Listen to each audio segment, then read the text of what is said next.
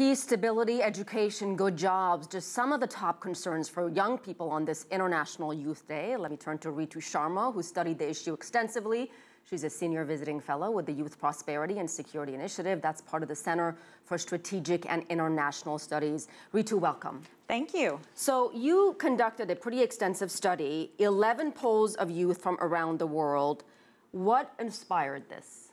Well, I wanted to get a sense about what youth want around the world from youth. And the best way to do that was to look at the research that has been done. So we looked at 11 polls that other firms have done from the Arab region, Latin America, Europe, the Pacific, all over the world, to get a sense of what is top of mind for youth.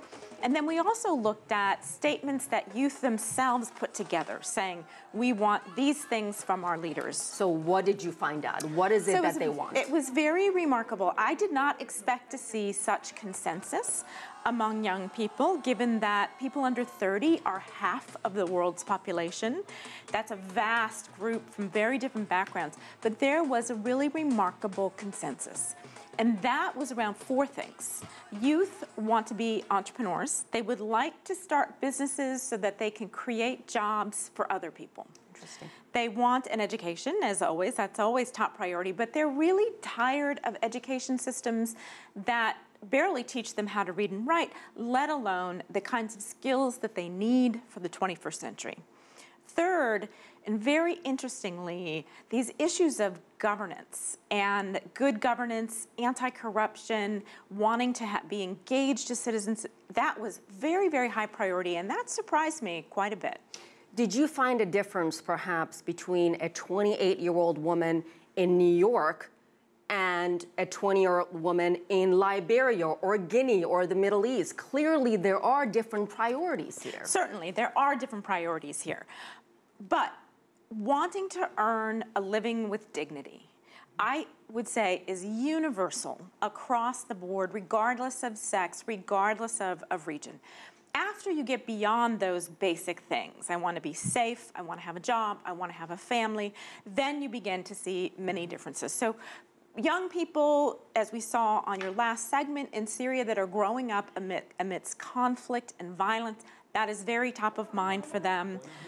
In Africa, issues of education are top of mind. So that does vary. But when we began to look at it as a whole, this incredible consensus really came out of the work. And, you know, I think people under 30 often get a bad rap for being lazy or having a sense of entitlement. But I have to tell you, the young people I talk to seem so socially conscious and aware of what's going on in the world.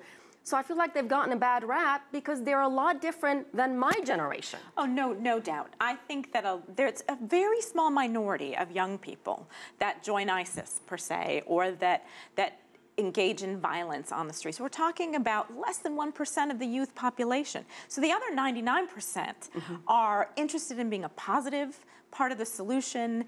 They don't see themselves as terrorists. They're not interested in radicalization. They would like, in fact, our leaders to look to them for the solutions to those problems. And Ritu, you also mentioned the Global Youth Well-Being Index. What is that? So the Global Youth Well-Being Index was a study that we released last year, and that ranked 30 countries based on how well they were doing in health, education, citizen participation, information communications, technology, et cetera. And one of the interesting things that came out of that study was that 85% of young people worldwide are experiencing low levels of well-being. And that means they're not experiencing good health or good education or open democracy or some combination of those things. And I think that's a statistic that we should be concerned about. Wow, fascinating findings. Thank you for being on the program with us. Thank you so much for having me. Ritu Sharma.